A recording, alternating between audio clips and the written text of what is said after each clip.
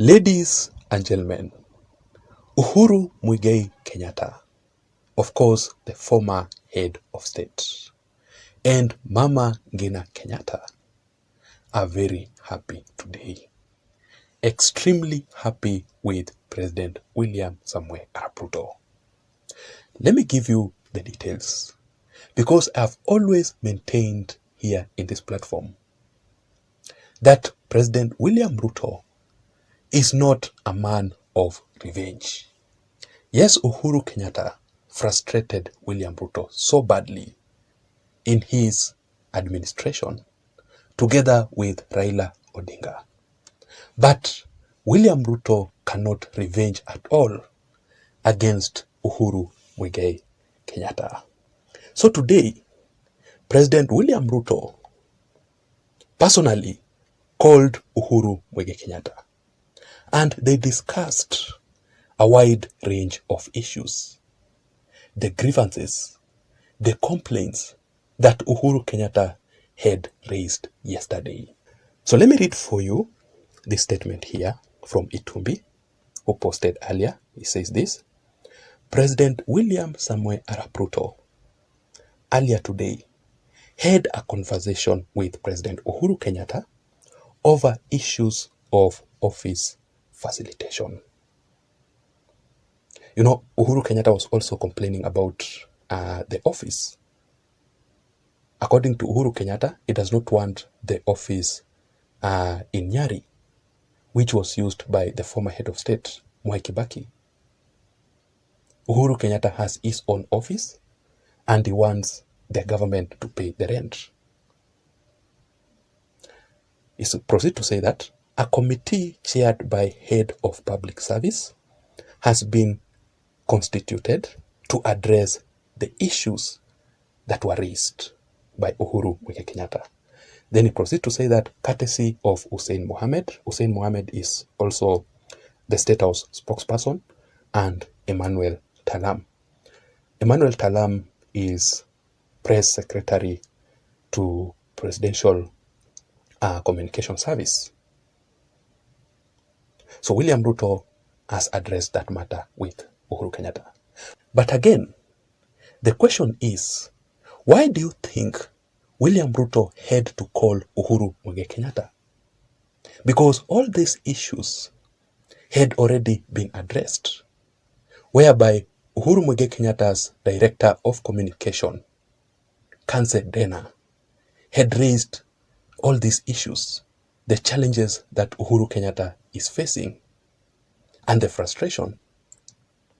And William Ruto's spokesperson, or the government spokesperson, Isaac Mwaura, responded back immediately to Kanse Dena's allegations.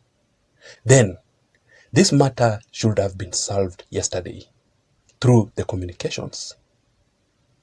Why did William Ruto had to call Uhuru Kenyatta urgently?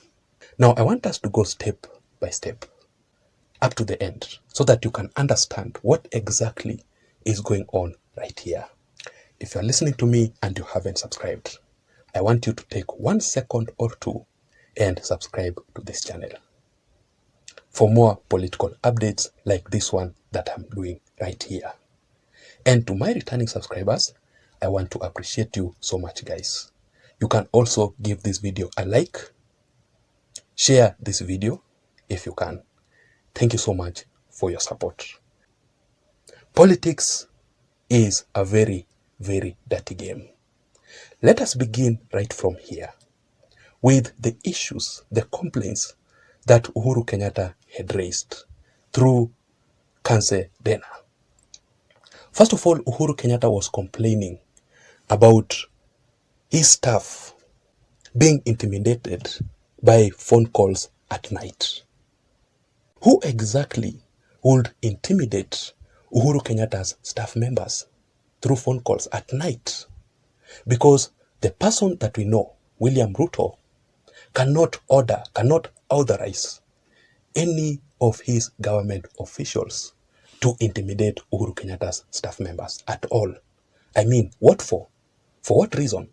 Another thing that Uhuru Kenyatta was complaining about is his vehicles, motor vehicles. And according to Uhuru Kenyatta, his fuel cards are expired.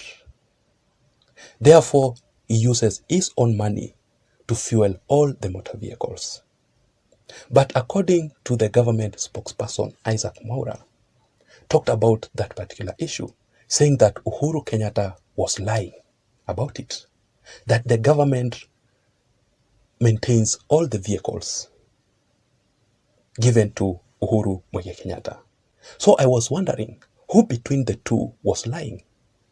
That is something that William Ruto had to address through the phone call with Uhuru Kenyatta. Another thing which is very, very important is about Uhuru Kenyatta's employees, the renewal of Uhuru Kenyatta's employees' contracts, including Kanse Dena.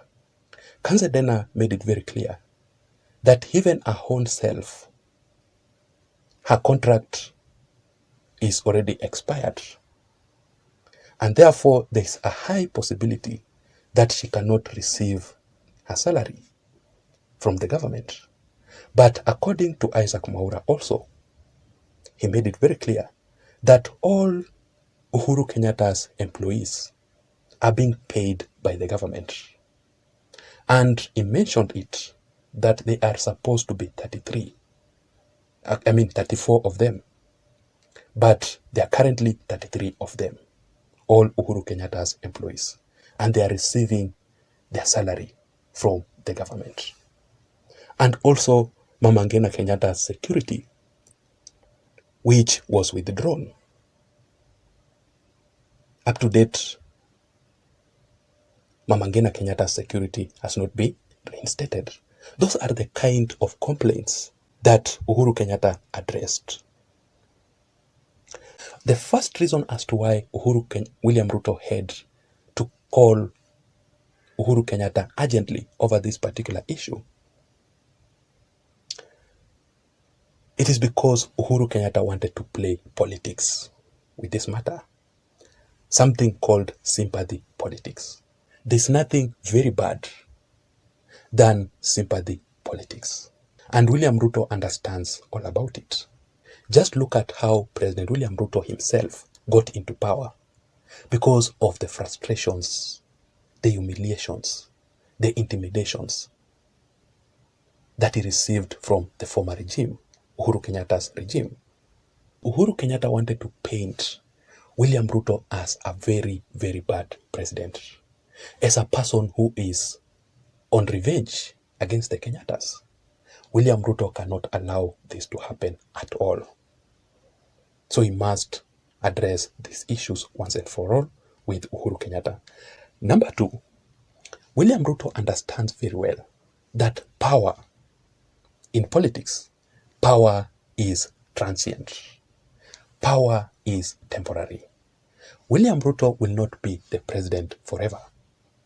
He will also retire officially as per the Constitution of the Republic of Kenya.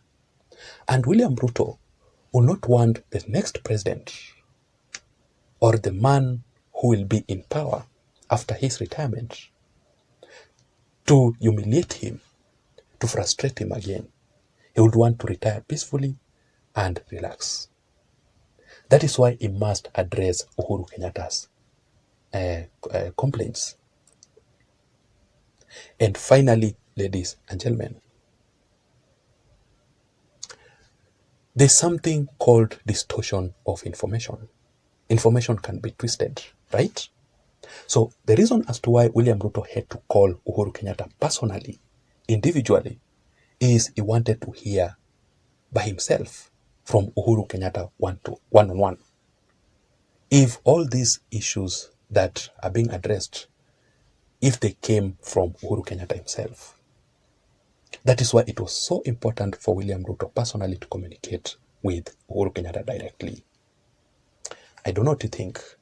I want to know your thoughts and your opinions in the comment section down below. Please don't forget to subscribe to this channel. Let me see you again in my next video analysis. My name is Jason. Bye-bye and have a good night. Thank you.